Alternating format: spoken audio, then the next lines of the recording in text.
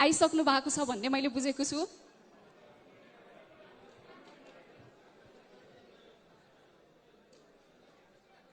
उहाँको आगमन राष्ट्रिय सभागृहभित्र भइसकेको छ। अब यो हलभित्र रवि लामिछानेजी आजको यो घोषणा कार्यक्रममा के घोषणा गर्दै आउँदै हुनुहुन्छ त त्यो हामी प्रतीक्षा गरिरहेका छौँ। उहाँ आइसक्नु भएको छ। उहाँको आगमनलाई हामी व्यग्रतापूर्वक प्रतीक्षा गरिरहेका छौँ। आदरणीय रवि लामिछानेज्यूको आगमन भइसकेको छ। उहाँको आगमनलाई हामी हार्दिक स्वागत गर्न चाहन्छु। आजको यो कार्यक्रममा यहाँहरूको यो उत्साह उमङ्गलाई जोसलाई पक्कै पनि रवि लामिछानेज्यूले सम्बोधन गर्नुहुन्छ भन्ने आश राखेका छौँ। म आजको यो कार्यक्रममा आजका प्रमुख व्यक्तित्व man of the day Rabi लामिछानेज्यूलाई यो मञ्चमा हार्दिक हार्दिक स्वागत गर्न चाहन्छु। रवि लामिछानेज्यू यहाँको आजको यो घोषणा सभामा म हार्दिक स्वागत गर्न चाहन्छु। रवि लामिछानेज्यू आइसक्नु भएको छ।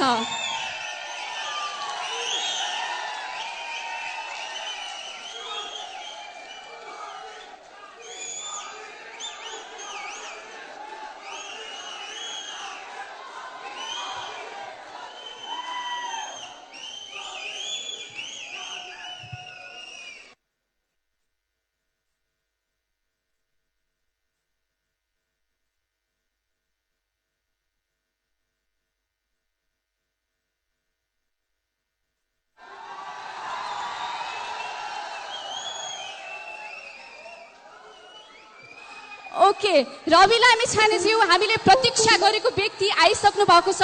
उहाँको आगमनलाई हामी पक्कै व्यग्रतापूर्वक प्रतीक्षा गरिरहेका थियौँ। हाम्रो प्रतीक्षाको घडी सकिसकेको छ। त्यसैले अबको कार्यक्रमलाई ढिला नगरी अगाडि बढाउने क्रममा सर्वप्रथम राष्ट्रिय गानको निम्ति तयार भइदिनु हुन सबैलाई हार्दिक अनुरोध गर्न चाहन्छु। साथै टेक्निकल टिमलाई पनि हार्दिक अनुरोध गर्न चाहन्छु।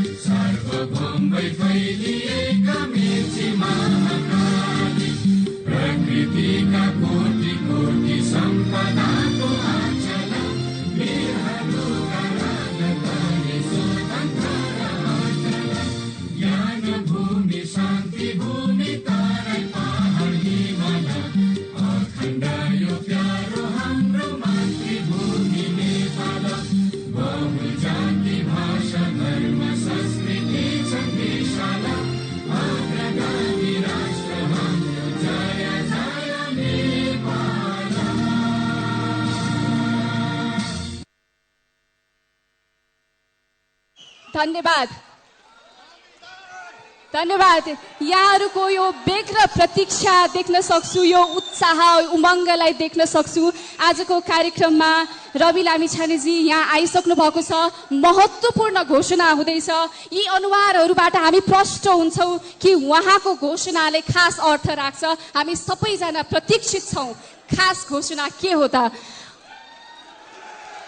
हामी देख्न सक्छौँ एकदम भावविह्वल माहौल पनि सिर्जना भएको छ। कृपया आजको कार्यक्रमलाई एकदम संयमतापूर्वक हामीले सम्पन्न गर्नुपर्ने हुन्छ। सम्पूर्ण भलिन्टियर साथीहरूलाई अनुरोध गर्न चाहन्छु संयमतापूर्वक बसिदिउँ। आजको कार्यक्रममा के हुन्छ हामी हेरौँ। कृपया शान्त भएर बसिदिनु होला। हामीले महत्त्वपूर्ण घोषणा सुन्नुपर्ने छ। हल बाहिर पनि आदरणीय महानुभावहरू हुन्छ, भित्र पनि महानुभावहरू हुनुहुन्छ। यो महत्त्वपूर्ण घोषणा सुन्नको लागि संयम भएर बसिदिनु हुन अनुरोध गर्न चाहन्छु। अब यति भन्दै म ढिला नगरी आजका प्रमुख व्यक्तित्व man of the day Rabi लामिछानेज्यूलाई यो माइक हस्तान्तरण गर्न चाहन्छु।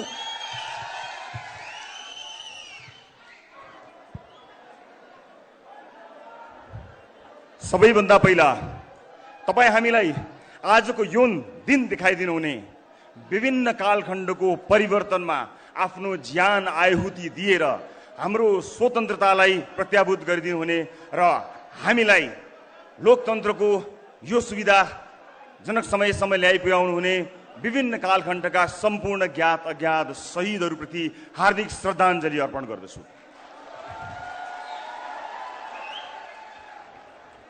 आजको कार्यक्रमलाई केही औपचारिकता प्रदान गर्नुपर्ने भएको हुनाले हामीले यसलाई हलभित्र प्रस्तुत गर्यौं, तर हल बाहिर पनि यसलाई हेर्ने सुविधा राखेका छौं। सबभन्दा पहिला समर्थनमा आउनुहुने तर हल बाहिर असुविधाका कारण बसिरहनुभएका सम्पूर्ण जति पनि दाजुभाइ दिदीबहिनीहरू हुनुहुन्छ उहाँहरूलाई भएको असुविधाको लागि म शिर निहुर्याएर क्षमा चाहन्छु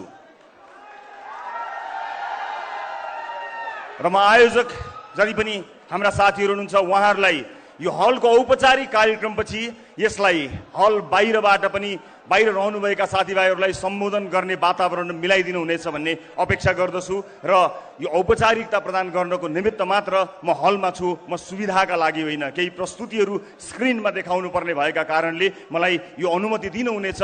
यो असुविधाका लागि फेरि पनि क्षमा दिनुहुनेछ भन्ने विश्वास लिएको छु र मलाई विश्वास छ यो यात्राको सुरुवात योभन्दा कठिन हुनेछ।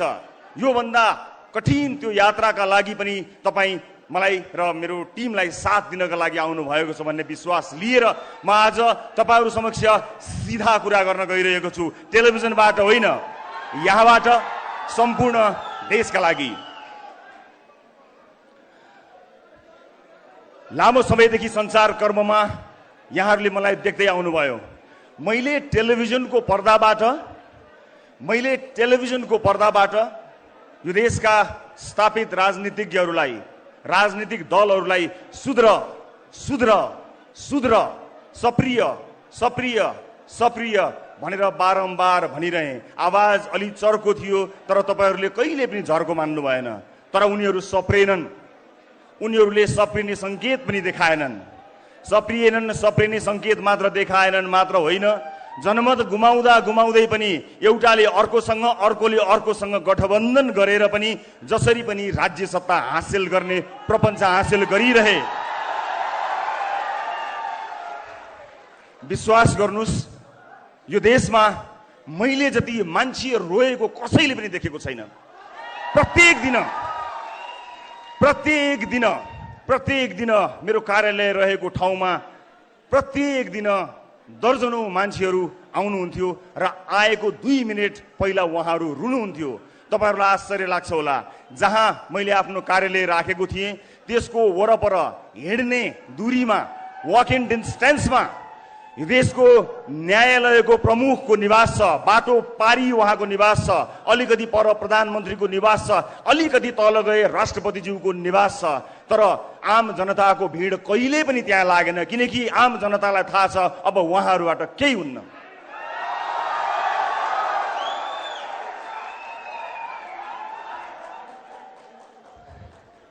आज आम मान्छेका मुद्दाहरू एकातिर छन्, राजनीतिक दलको मुद्दा अर्कोतिर छ। आम मान्छेको पेट त खालीको खाली नै छ, तर आम मान्छेको भोट साथमा लिएर तिनको जीवन उकास्छु भन्नेहरूको जीवन यदि सम्पत्ति शुद्धिकरण जस्तो संस्था, अख्तियार जस्तो संस्था, सतर्कता जस्तो संस्था नसुतेर अलिकति उठेर धुलो लागेको फाइल टकटक्याउने मात्र हो भने यो देशमा 100 वटा भन्दा बढी जेल बन्छन्। तर मलाई थाहा छ त्यो जाँगर कसैसँग छैन, किनकि त्यो जाँगर लाग्ला कि भनेर कोटाबाट न्यायालयसम्म आफ्ना मान्छेहरू पठाइएको छ। पक्कै थाहा छ कि सत्तामा पुगेर गडबड गर्नु नै छ। आफूलाई बचाउने मान्छेहरू पहिल्यै तैनात राखेर सत्ता आरोहण गर्ने मानिसहरूबाट वाक्क भएर म टेलिभिजनबाट राजनीतिको मैदानमा आएको छु।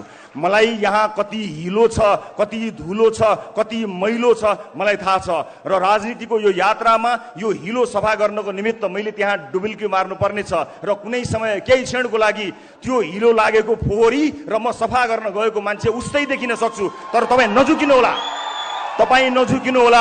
म सफा गर्न गएको कारणले लागेको हिलो र त्यो गनाएको हिलोलाई एउटै नदेख्नु होला। म केही समय तपाईहरुसँग माग्ने अनुमति चाहन्छु। दर्शक महानुभावहरू, नेपाली राजनीतिमा पुगेर, नेपालको राजनीतिमा गएर म ठूला कुरा केही गर्छु भनेर तपाईहरुलाई बाछा गर्दिन। ठूला कुरा गर्नको लागि मैले राजनीतिको बाटो सोचेको होइन।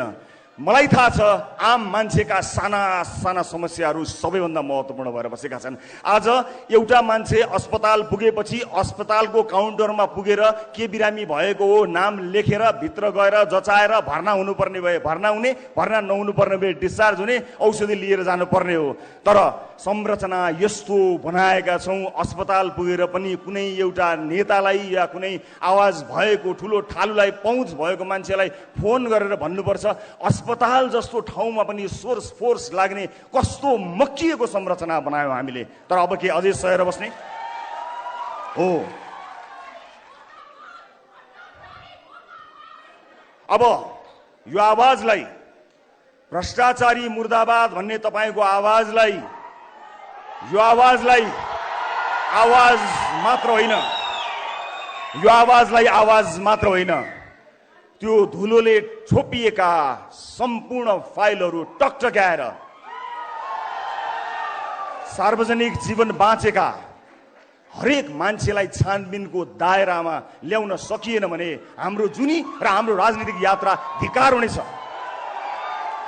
र म तपाईलाई यो वाचा गर्दछु, तपाईले मैले भन्दा पनि चर्को आवाजमा युगौंदेखि भाषणहरू सुन्दै आउनु भएको छ। आज यो दिन मलाई बोल्ने दिनु होला, तर म जब चुनावमा जानेछु म तपाईलाई यो देशको नक्सा देखाउँछु र म भन्छु मैले देखेको देश यो हो मेरो सपनाको देश। म तपाईलाई नक्सा नदेखाइकन गएँ भने मलाई रिजेक्ट गर्नु होला, नदिनु होला भोट। फेसबुकको लाइकलाई भोटमा कन्भर्ट गर्नको निमित्त तपाईलाई विश्वास दिलाउनु पर्छ। मैले टेलिभिजनको पर्दामा बोल्दाखेरि सामान्य कुरा थियो, प्रश्न सोध्ने सजिलो काम छोडेर जवाफ दिने गाह्रो कामको लागि आएको छु। मलाई विश्वास छ त्यो काम जसरी प्रश्न सोध्ने सजिलो काम थियो त्यो भन्दा सजिलोसँग म सम्पन्न गर्नेछु। त्यो विश्वास, त्यो आँट, त्यो अठोट सहित म यहाँहरू समक्ष आएको छु। राज्यका निकायहरू निकममा भइरहँदा पनि टेलिभिजनमा बसेर चिच्याउँदा मेरो घोक्रो सुकिसकेको थियो, तर म हारेको थिइनँ। मलाई थाहा छ लामो समयदेखि धेरै शुभचिन्तकहरूले राजनीतिको यात्रातर्फ लाग्नको निमित्त मलाई प्रेरणा दिइरहनु भएको थियो। तर खबरदारी गर्ने एउटा ठाउँमा पुगेर खबरदारी गर्दा सुनाउन सकिन्छ होला भन्ने मैले विश्वास लिएको थिएँ। तर त्यो विश्वास मरेको त छैन, तर धेरै सञ्चारकर्मी साथीहरू हुनुहुन्छ जसले त्यो विश्वासलाई दिगो बनाइरहनु भएको छ। हामीले जहिले पनि बेकारमा सरकारी अड्डाहरूमा झन्झट भोग्नुपर्ने अवस्था आएको छ। यहाँ ठुला आयोजना, ठुला योजना र ठुला सपनाको कुरा छोडिदिउँ हजुर। बिचौलिया रहित सरकारी अड्डा र ढिला सुस्ती नभइकन काम गरेर कसैलाई नचिनिकन जान पाए पनि आम मान्छेको जीवन सही हुन्थ्यो। यी सामान्य मुद्दाहरूमा कसैको ध्यान गएन। म यहाँ व्यवस्था परिवर्तन गर्न आएको होइन। मलाई कुनै पनि व्यवस्थाले यदि कसैसँग हिम्मत, साहस, आँट र भिजन छ भने नागरिकलाई सुख दिन सक्छ भन्ने कुरामा पूर्ण विश्वास छ।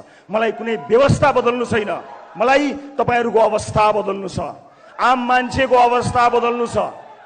राजनीतिलाई मागी खाने भाँडो बनाएको यो विषयले असह्य भएर म राजनीतिमा प्रवेश गर्न आएको हुँ। र यहाँहरूलाई म बताउँछु, जहाँ 825 सांसद छन्, 1200 आसपासका मात्र डाक्टरको दरबन्दी भएको ठाउँमा आम मान्छेले स्वास्थ्य शिक्षा कसरी पाउने? हेलिकप्टर लिएर कोही नेता आफ्नो चुनाव प्रचारमा जान्छ, मलाई आपत्ति छैन, तर हेलिकप्टरले पुस्तक पनि पठाइदिनु पर्यो, हेलिकप्टरले औषधि पनि पुर्याइदिनु पर्यो। आजको युगमा हेलिकप्टर चढ्नु भनेको 2-4 लाखको कुरा हो, त्यसमा मेरो कुनै पनि भिमती छैन। तर औषधि पनि त्यसै गरी पुग्नु पर्यो र मान्छेले उपचार पनि त्यसरी पाउनु पर्यो र विद्यार्थीहरूको लागि पुस्तक पनि त्यसै गरी पुग्नु पर्यो। र हामीले कुन अवधारणाका साथ राजनीतिमा पहिला चालेका छौँ भन्ने विषयमा म तपाईलाई क्रमबद्ध रूपमा जानकारी गर्न गइरहेको छु। विशेष गरेर आम मान्छेका मुद्दाहरूले नै मलाई यसतर्फ आउन प्रेरित गर्यो। वैदेशिक रोजगारमा आफ्नो परिवार छोडेर, कलकलाउँदा केटाकेटी छोडेर, भगवान जस्ता बाआमालाई छोडेर माला र टीका लगाएर एयरपोर्टबाट परदेशी भूमिमा जाँदा एयरपोर्टबाटै ठगिएको नेपालीको समस्या मेरो समस्या हो। म ठुलो काम केही गर्न सक्दिनँ होला, तर घरदेश छोडेर परदेशमा आफ्नो परिवार पाल्न मात्रै गएको त्यो नेपालीको समस्या सुन्ने अत्यन्त चुस्त संयन्त्र बनाउने कुरा त म आज यहीबाट घोषणा गर्न चाहन्छु। यसलाई मेरो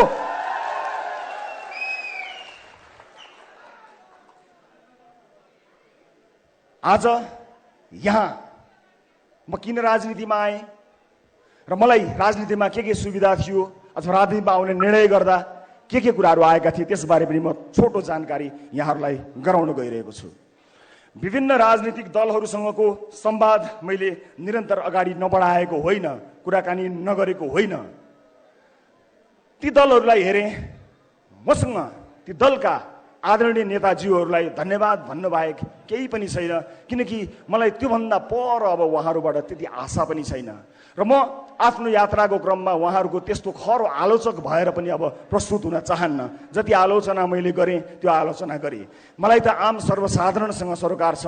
परिवर्तनको यो विषय र कुनै व्यवस्था परिवर्तनको मुद्दा लिएर म यहाँहरू समक्ष आएको छैन।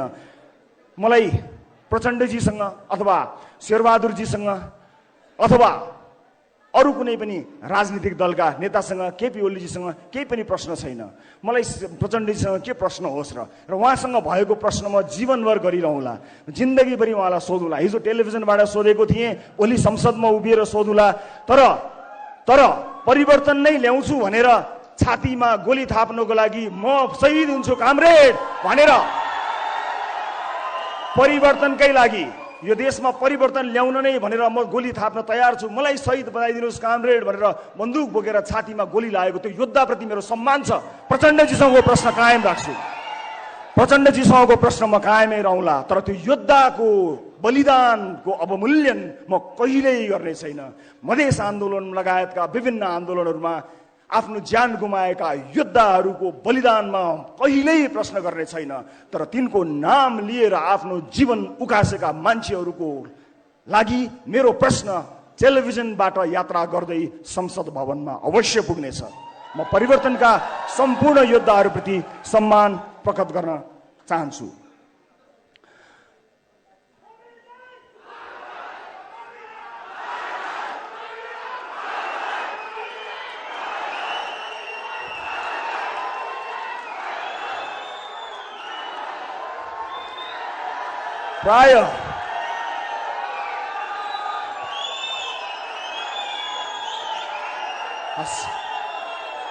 प्राय सबै सुनिदिनु, धन्यवाद, थ्याङ्क यू सो मच। प्राय सबै राजनीतिक दलहरूसँग केही न केही कुराकानी मेरो भएको थियो र म आज तपाईँलाई जानकारी गराउन गइरहेको छु। म यो देशमा आजको मितिसम्म दर्ता भएका कुनै पनि राजनीतिक दलमा प्रवेश गर्दिनँ।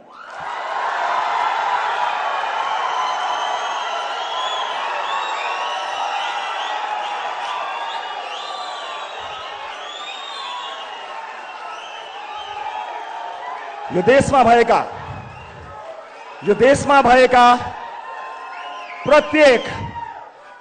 भएका प्रत्येक राजनीतिक दलभित्र राम्रा मान्छे नभएका होइनन्,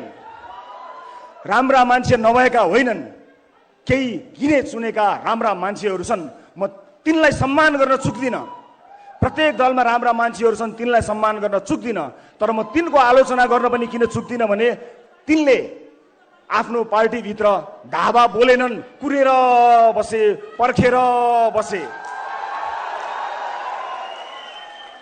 अबको पुस्ता सबैभन्दा ठुलो नेताको मृत्युपछि अनि म त्यो ठुलो पदमा जान्छु भनेर कुरेर बस्दैन।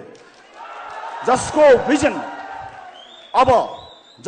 भिजन उसैको सरकार। उमेर पुगेपछि त वृद्ध भत्ता मात्र पाइन्छ, सत्ता पाइँदैन।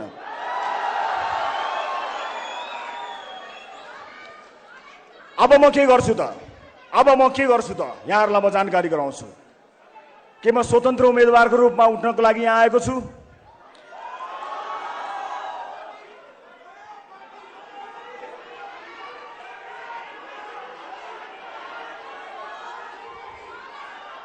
हो, एउटा मान्छेको प्रयासले फरक नपर्ने होइन, तर यो जर्जर संरचना र यत्रो परिवर्तनपछि आएको यो व्यवस्थाभित्र रहेर यदि नयाँ ढङ्गमा नयाँ राजनीतिक पार्टी लिएर जान सकिएन भने पुराना पार्टीहरू भित्रको व्यथिति मेट्ने साहस मेरो हुने छैन। म त्यहाँभित्र विलिन हुनेछु। म त्यो दलभित्र विलिन हुन चाहन्न। म आम नागरिकलाई चाहिएको जस्तो दल बनाएर नयाँ दल निर्माण गरेर क्षमतावान मान्छेहरूको साथ लिएर यो देशलाई नयाँ मेन्डेट दिन तयार भएर आएको छु। मलाई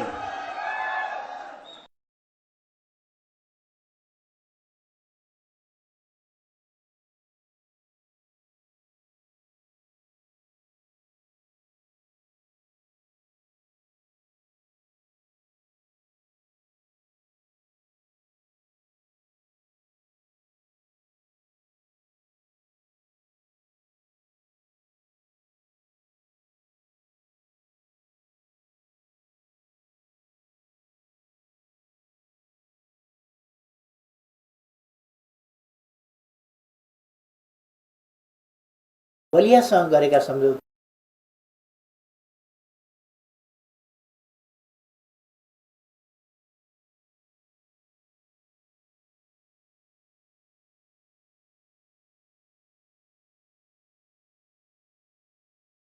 असम्भव छैन, सजिलो काम असम्भव छैन, सजिलो काम हुन्छ भनेर म आएको पनि होइन। धेरैले तर्साएका छन् मलाई, कहाँ नयाँ दल बनाउने, कहाँ नयाँ गर्ने, जिल्लाभरि मान्छे राख, वडाभरि मान्छे राख, त्यहाँ मान्छे राख, वहाँ मान्छे राख, मान्छे पाइँदैन। यो के हो? यो मान्छे होइन।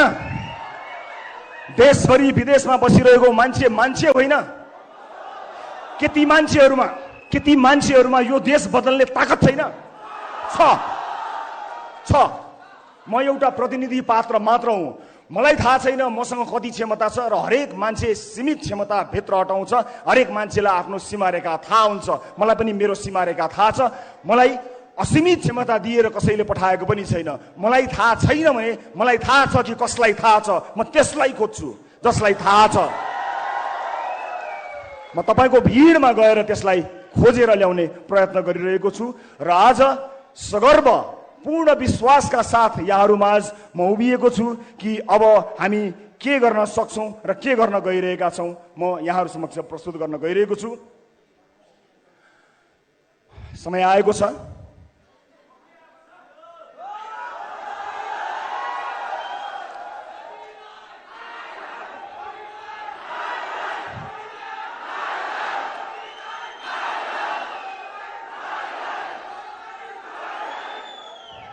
यो पाइला आज यहाँबाट सुरु भएको छ। यो पाइला अब धेरै अगाडि बढ्नेछ र आजबाट एउटा नयाँ राजनीतिक दल दर्ता गरेर आजकै दिनबाट देश निर्माणको दिनगन्ती सुरु गर्नको लागि मैले प्रस्ताव गरेको राजनीतिक दलको नाम यहाँहरू समक्ष प्रस्तुत गर्न चाहन्छु।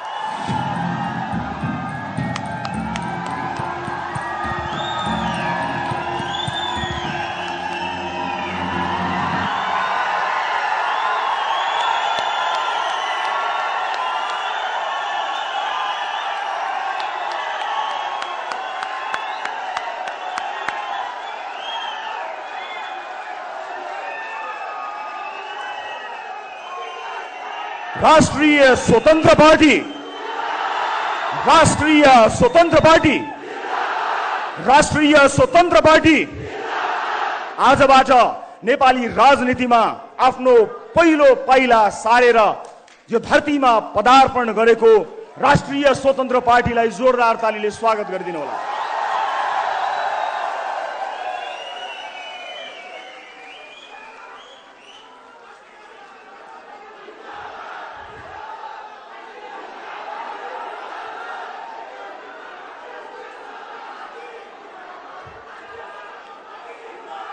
मलाई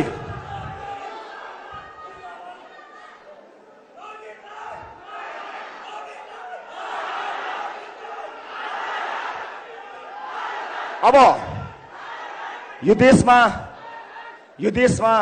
पार्टीहरूको कमी भएको होइन।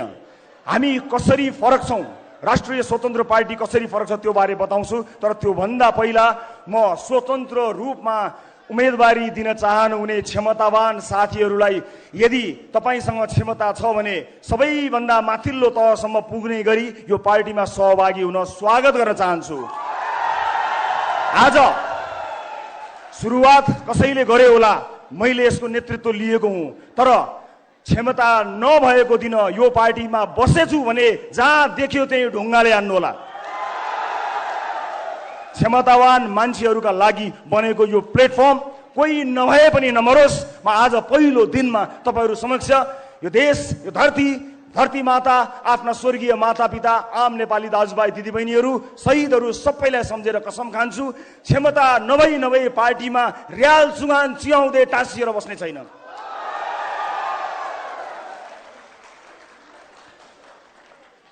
यो आम निर्वाचन हो। हामी बहुदलीय व्यवस्थामा छौँ, बहु लोकतान्त्रिक व्यवस्थामा छौँ। यहाँ स्वतन्त्र रूपमा उम्मेदवार हुनेहरूलाई मेरो असाध्यै ठुलो सम्मान र स्वागत छ। काहीँ न काहीँ कसै न कसैले कुनै न कुनै रूपबाट युद्ध छेड्नु पर्थ्यो। तपाईँले छेड्नु भएको युद्धमा मेरो साथ छ, समर्थन छ। तर नहातिनुहोस्, हामीले देशभरिबाट समानुपातिक भोट सङ्कलन गर्नुपर्ने भएको हुनाले यो प्लेटफर्म तपाईँको हो। तपाईँलाई पूर्ण अधिकार दिन्छु। मैले नेतृत्व गरेर यो निर्वाचन आयोगमा दर्ता गराए तापनि क्षमतावान मान्छेलाई तपाईँहरूको भोटबाट चुनेर आफूभन्दा माथि राख्न म कहिल्यै हिचकिचाउँदिन। त्यसकारणले तपाईँले समानुपातिक भोट एकट्ठा गरेर यी जति पनि तपाईँ वाक्क हुनुभएका दलहरूबाट छुटकारा पाउनको निमित्त र मेन स्विच अफ गर्नको निमित्त म सम्पूर्ण स्वतन्त्र रूपमा उम्मेदवारी दिन चाहनुहुने आदरणीय आँटिला साहसीहरूलाई खुला हृदयले स्वागत गर्न चाहन्छु। शब्दको भण्डारमा राष्ट्रिय स्वतन्त्र पार्टी मैले आफ्ना लागि होइन, ती तमाम क्षमतावान आगो लिएर उठ्न चाहेका मानिसहरूका लागि सुरुवात गराएको हुँ। जो स्वतन्त्र उम्मेदवारी दिनका लागि तम तयार भएर बस्नु भएको छ, तपाईँ स्वतन्त्रै रूपमा रहन सक्नुहुन्छ। तर एउटा झण्डा मुनि, एउटा छाता मुनि, एउटा पार्टी मुनि आउनुहोस् र आफ्नो क्षमता प्रदर्शन गरी तपाईँ नै त्यो पार्टी हाँक्न लायकसम्म बन्न सक्नुहुनेछ। म सबैलाई आह्वान गर्न चाहन्छु। अब यो पार्टी कसरी फरक छ यसका केही विशेषताहरूबारे यहाँ प्रस्तुत गर्न गइरहेको छु म यहाँहरूलाई। हामी सबभन्दा पहिला आम निर्वाचन र स्थानीय तहको निर्वाचनमा उम्मेदवारको लागि हामी कसरी फरक छौँ भन्ने कुरा देखाउन गइरहेको छु।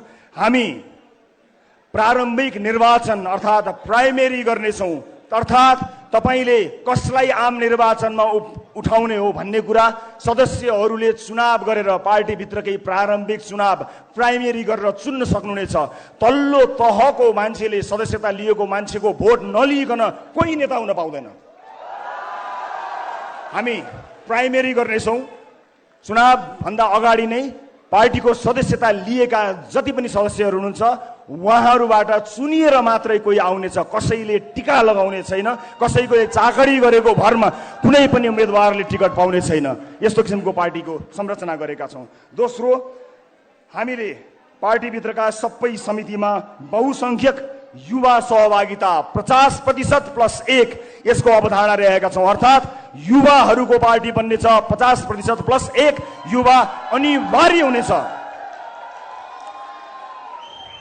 राष्ट्रिय स्वतन्त्र पार्टीमा तेस्रो पृथकता यहाँहरू समक्ष प्रस्तुत गर्न गइरहेको छु म।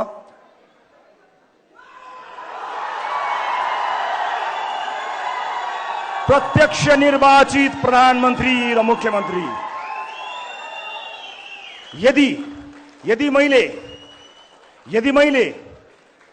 प्रधानमन्त्री हुन चाहेको हो भने पार्टीभित्रको चुनावमा साधारण सदस्य पनि उठ्न सक्ने र सभापति पनि उठ्न सक्ने गरी उठ्नुपर्नेछ। र साधारण सदस्यहरूले जिताउँदा मात्रै, ती सदस्यहरूले कसैलाई जितायो, प्रत्यक्ष निर्वाचित गरेर पार्टीमा जिताएको मान्छे मात्र प्रधानमन्त्रीको उम्मेदवारको रूपमा जानेछ। र आफ्नो दलभित्र प्राइमेरीमा प्रधानमन्त्रीको उम्मेदवारी दिएर जसले पनि दिन पाउनेछ, जितेर जाने मान्छेले चाहिँ आम निर्वाचनमा आफ्नो मन्त्रीमण्डल नै घोषणा गरेर चुनावमा जान पाउनेछ। आफ्नो मन्त्री छान्ने क्षमता, आफ्ना मन्त्रीहरू छान्ने क्षमता प्रधानमन्त्री, पार्टीभित्र प्रधानमन्त्री चुनिएर आएको व्यक्तिले पाउनेछ। मेरो मन्त्रीमण्डलमा को हुनेछन् भनेर चुन्ने सुविधा प्रधानमन्त्री, पार्टीभित्र प्रधानमन्त्रीको उम्मेदवार चुनिएका व्यक्तिले पाउनेछन् र प्रदेशका मुख्यमन्त्रीलाई पनि केही लागू हुनेछ। right to recall and right to reject. मैले चुनेर तपाईले चुनेर पठाएको मान्छेले राम्रो काम गरेन भने साधारण सदस्यहरूको भोटबाट फिर्ता होइन कथालो समातेर फिर्ता ल्याउने व्यवस्था हामीले गरेका छौं र रिजेक्ट गर्न पाइने राइट टु रिजेक्टको व्यवस्था पनि हामीले यस पार्टीभित्र गरेका छौं। र म अर्को पनि जानकारी गराउँछु यहाँलाई। म 7 वटा विशेषता प्रस्तुत गर्छु। डिजिटल डेमोक्रेसीको अभ्यास हामी अब यस पार्टीमा गर्नेछौं। अर्थात् तपाईले डिजिटल्ली आजैबाट सदस्यता सुरु हुनेछ।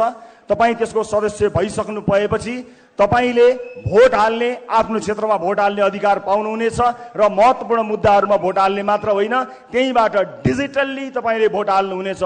महिनौं लाएर घुर्दै मतपत्र ल्याउँदै राख्दै गन्दै गर्ने त्यस्तो युगबाट मुक्त गर्न पहिला आफ्नो पार्टीभित्र पछि देशैभरि प्रयास गर्नेछौं। परिवारवादलाई पूर्ण रूपमा निषेध।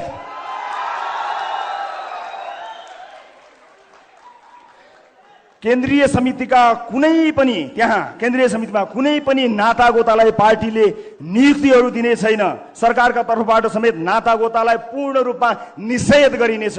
कुनै पनि नातागोतामा पर्ने मान्छेहरूलाई कुनै पनि पदमा न नियुक्ति गरिनेछ न ल्याइनेछ। कुनै पनि ढंगमा परिवारवादलाई पूर्ण रूपमा निषेध गरिएको छ। एउटै पार्टीबाट प्रत्यक्ष रूपमा परिवारका कुनै पनि सदस्यले कुनै पनि लाभको पद पाउने छैनन्। त्यसैगरी म अर्को विशेषता यहाँहरु समक्ष प्रस्तुत गर्न गइरहेका छौं। आजसम्म राजनीतिक दलहरुमा तपाईले सुन्दै आउनु भएको आवाज कार्यकर्ता। अब आउनुस् यो कार्यकर्ता भन्ने शब्दको युगलाई समाप्त पार्दियौं। राष्ट्रिय स्वतन्त्र पार्टीमा कोही कार्यकर्ता हुनुपर्ने छैन, सदस्य मात्रै हुने हो। कुनै भातृ संगठन छैन, हुँदैन, हुनु हुँदैन। कुनै पनि भातृ संगठन छैन। त्यो भातृ संगठनको पसल थापेर ती कार्यकर्ता पाल्नको लागि राज्य कोषको ढुकुटी खर्च गर्ने व्यवस्था गरेका छैनौं। नो, पाइँदैन कुनै पनि। र सदस्य र फलोवर बन्न सकिनेछ र सदस्यसँग पूर्ण अधिकार रहनेछ। कार्यकर्ता भएर हिँड्नु पर्दैन। विभिन्न कार्यक्रमहरू सिपमूलक कार्यक्रमहरूमा सहभागी हुने बाहेक तपाईले चुनावमा भोट हाल्नु बाहेक केही पनि गर्नु पर्दैन। तपाईसँग काम हुन्छ, गर्नका लागि काम पेसाको ग्यारेन्टी गरिदिइसकेपछि अस्पताल स्वास्थ्य शिक्षा लगायतका विषयहरूमा यदि सही ढंगले काम गर्ने हो भने मानिसहरूले केही पनि गर्न पर्दैन। आफूलाई मन लागेको मान्छेलाई भोट हाल्दिए मात्र पुग्छ। राष्ट्रिय स्वतन्त्र पार्टीमा कार्यकर्ता कोही पनि हुनु पर्दैन। कसैले कसैको झोला बोक्नु पर्दैन। सही विचार होस् हो, तर समय समयमा यस्तै भेलाहरू आयोजना गरेर आलोचना मात्र सुन्ने संगठनको चाहिँ नि हामी सोचाइमा छौं, त्यसको अवधारणा बनाइरहेका छौं। हामी तारिफ र वाह होइन, आलोचना सुन्नको लागि टाउन हल मिटिङहरू अनिवार्य गर्नेछौं, जहाँ विचार प्रस्तुत गरेर आफ्नो नेतृत्वलाई खबरदारी गर्न पाइनेछ, आलोचना गर्न पाइन्छ। तारिफै नगर्ने, तारिफ गर्न नपर्ने, बचाउन नपर्ने एउटा अवधारणा हामीले लिएका छौं र यो जानकारी मलाई दिए। अब राजनीतिक दलको आवश्यकताको बारेमा बताउँछु। दर्शक महानुभावहरू, आदरणीय दाजुभाइ तथा दिदीबहिनीहरू, यहाँहरूलाई म यही जानकारी गराउन चाहन्छु कि राजनीतिक दल भनेको पुल हुनुपर्ने हो। यस्तो पुल, त्यो पुल फराकिलो भयो भने धेरै छिटो विकास वारीबाट पारी जान्छ। बलियो भयो भने अझ धेरै गरुङ्गा विकासका आयोजनाहरू पार हुन्छन् र राम्रो बलियो मजबुत भयो अथवा अलि कमजोरै भए पनि बिस्तार विकास पास हुन्छ, अगाडि विकासको बाटो खुल्छ। तर हाम्रा राजनीतिक दलहरूले पुलमा घर बनाइदिए अनि आएको विकास त्यहाँ रोकिन्छ। भित्र गएर विभिन्न शहर र विभिन्न म्यामसँग सेटिङ मिलाउँछ र बाहिर निस्किन्छ। हाम्रो विकास अड्कियो। विकास अगाडि बढ्नुपर्ने ठाउँमा विकास अगाडि बढेन, विकास त्यहीँ अड्कियो। पुलमा घर बनाइयो। त्यसकारणले राष्ट्रिय स्वतन्त्र पार्टीको जन्म हामीले गराउन अथवा यसलाई सुरुवात गर्न हामी बाध्य भएका छौं। यसका केही विशेषताहरूबारे मैले यहाँहरूलाई जानकारी गराएँ र हाम्रो पार्टी सञ्चालन गर्नको निमित्त हामी कुनै पनि ठुला उद्योगी व्यापारीहरूबाट चन्दा कहिल्यै पनि लिँदैनौँ। आज यो देशका उद्योगी व्यापारीहरूले स्वतन्त्र रूपमा नियम कानुनलाई मानेर राम्रा कानुनहरूको निर्माण गराएर काम गर्न पाएको भए यो देशको इकोनोमी धेरै माथि जान्थ्यो। तर आज उहाँहरू आफ्नो फ्याक्ट्रीमा भन्दा पनि बढी नेताहरूको चाकरीमा लाग्नुपर्ने बाध्यता आइलागेको छ। हाम्रो पार्टी आम सर्वसाधारणको सहयोग र चन्दाबाट चल्ला। कुनै पनि ठुलो व्यापारी घरानाबाट कहिल्यै पनि एक पैसा पनि हामी चन्दा लिने छैनौँ। हामीलाई दिनु पर्दैन। यो चन्दाको गन्दा धन्दा कहिल्यै पनि हामी कहाँ हुने छैन।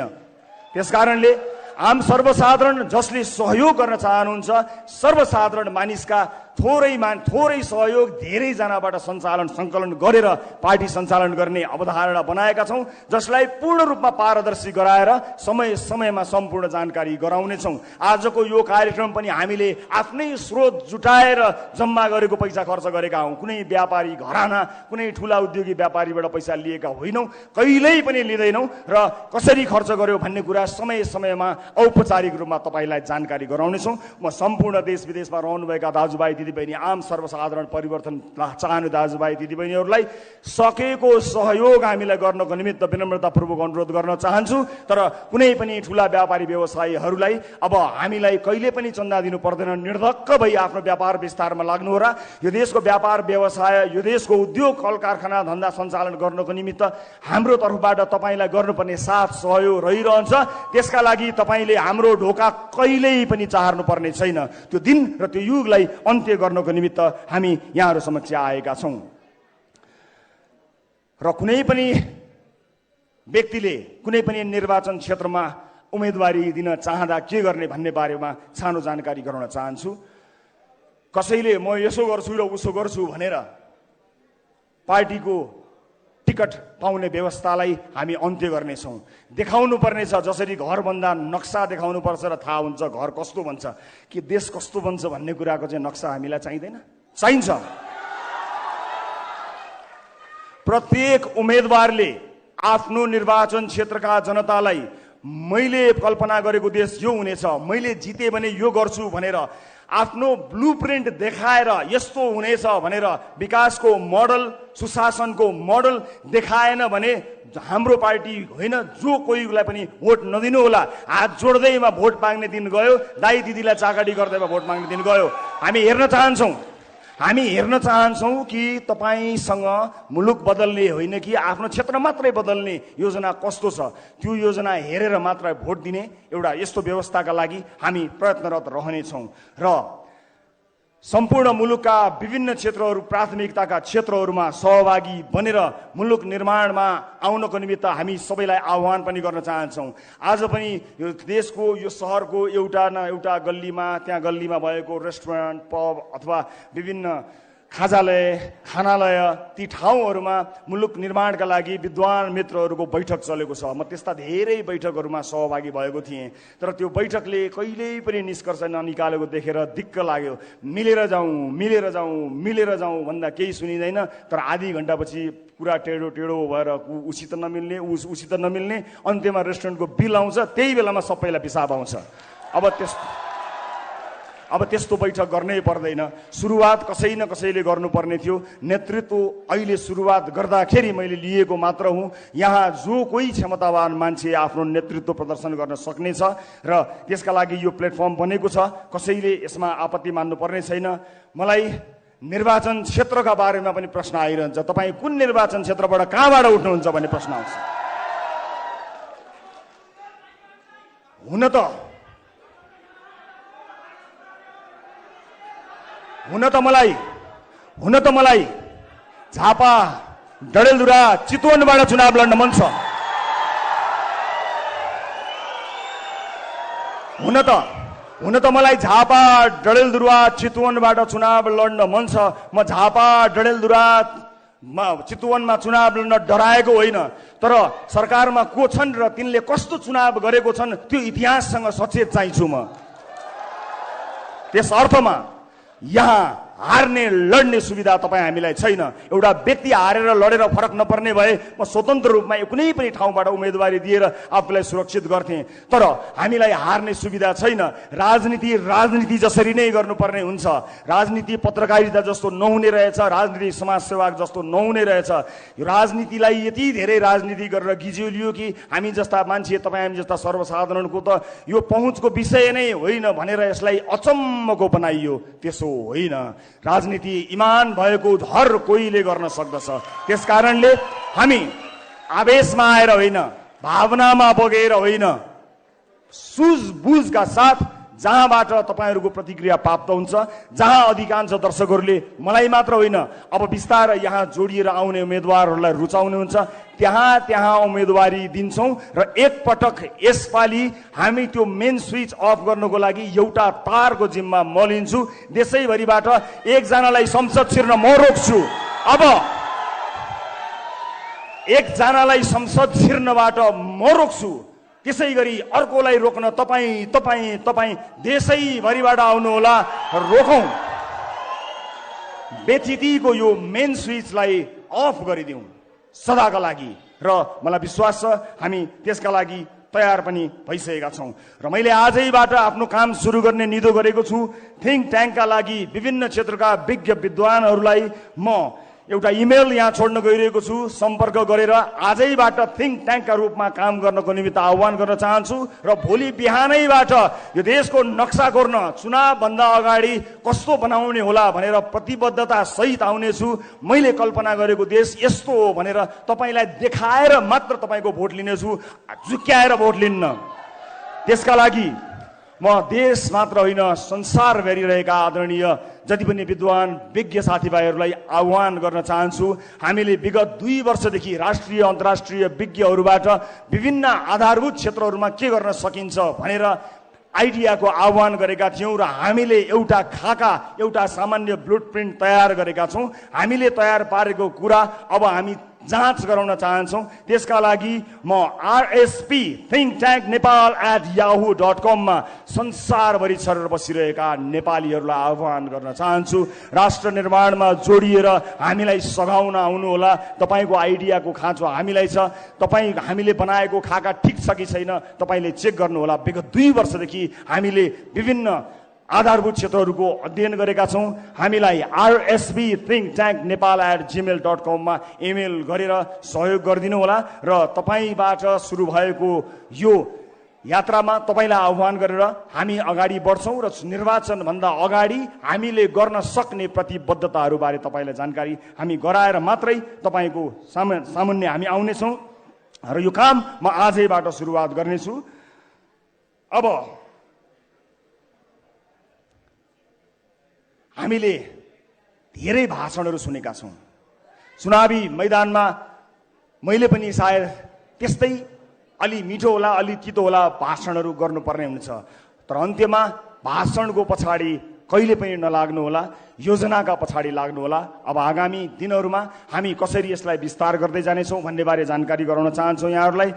अब गफलाई होइन, अब जान्नेलाई छान्ने, नजान्नेलाई नछान्ने, अब जान्नेलाई छान्ने, अब केवल जान्नेलाई छान्ने। सम्पूर्ण जान्ने चाहनेहरूलाई अथवा गर्न चाहनेहरूलाई को छनौट आजैबाट हामी सुरुवात गर्नेछौँ। म यो यात्रामा सहभागी हुनुहुने र विश्वास गरेर यहाँ आउनुहुने सबैलाई धेरै धेरै धन्यवाद दिन चाहन्छु। यो यात्राको क्रममा यहाँहरूले जुन विश्वास हामीलाई दिनुभएको छ त्यो विश्वास डगमगाएको दिन खबरदारी गर्नुहोला। त्यो विश्वासलाई डगमगाउन हामी दिने छैनौँ। सम्पूर्ण यस अभियानमा मलाई विश्वास गरी सुरुवाती दिनदेखि जोडिनुभएका सबैजना देश विदेशका साथीहरूलाई म हृदयदेखि धन्यवाद दिन चाहन्छु। यो टिममा अहोरात्र खटेर यति छोटो समयमा यहाँहरूमाझ यो घोषणा गर्ने समय मिलाइदिनु हुने सबैलाई म हृदयदेखि धन्यवाद दिन चाहन्छु। परिवार आफन्तजनहरूप्रति म आभारी छु। मैले रोजेको बाटो अत्यन्त कठिन बाटो हो। त्यो बाटोमा घरको साथ मिलेन भने मानिस अधुरो रहन्छ। मेरो पाइलामा म छु, न अलिकति पनि विचलित नभई अगाडि बढ्नु भनेर मलाई हौसला दिने, आँट साहस दिने मेरी अर्धाङ्गिनी निकिता पौडेल लामिछानेलाई म धन्यवाद दिन चाहन्छु। यो यात्राका क्रममा हामीले धेरै हन्डर खानुपर्नेछ। अब हामी कसरी अगाडि बढ्छौँ, घर कसरी चल्ला भन्ने कुराको चिन्ता नलिनु। म काम गरेर भए पनि घर चलाउँछु, राष्ट्र निर्माणको तिम्रो बाटोमा कहीँ पनि अडचन नआओस् भनेर मलाई ग्यारेन्टी गरिदिएकोमा म धेरै धेरै धन्यवाद दिन्छु तपाईँहरूलाई साक्षी राखेर। आदरणीय दर्शक महानुभावहरू, अब यसपछि हामी निर्वाचन आयोगमा जानेछौँ। निर्वाचन आयोगमा गएर हामी राष्ट्रिय स्वतन्त्र पार्टीलाई विधिवत रूपमा दर्ता गर्नको निमित्त निवेदन दिनेछौँ र त्यस लगत्तै हामी हाम्रो पार्टी कार्यालयको औपचारिक उद्घाटन पनि गर्नेछौँ।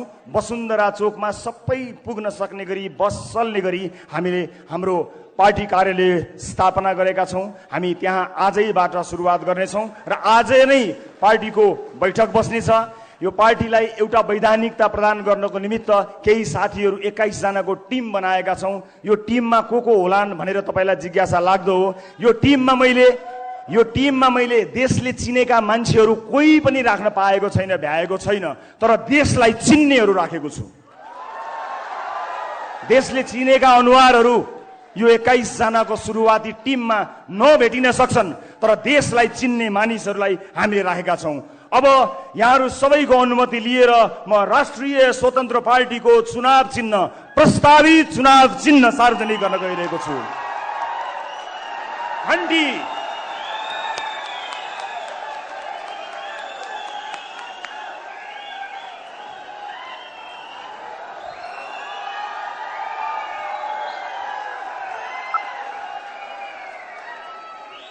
अब भ्रष्टहरूको दिमागमा घण्टी बजाउँछौँ।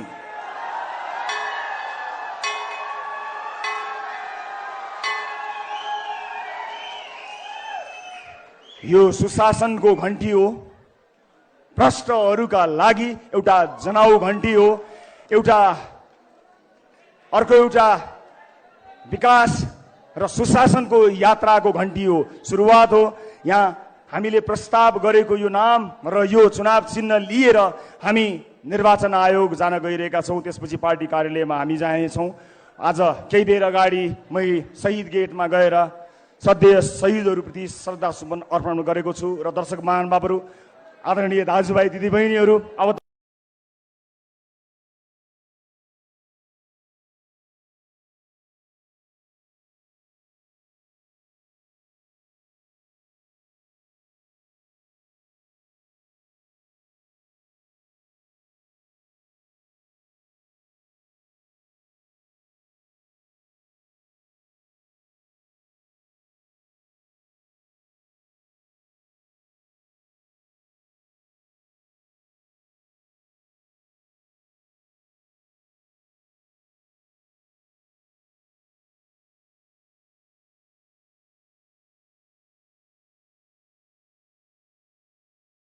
घण्टी बजाउँछौँ।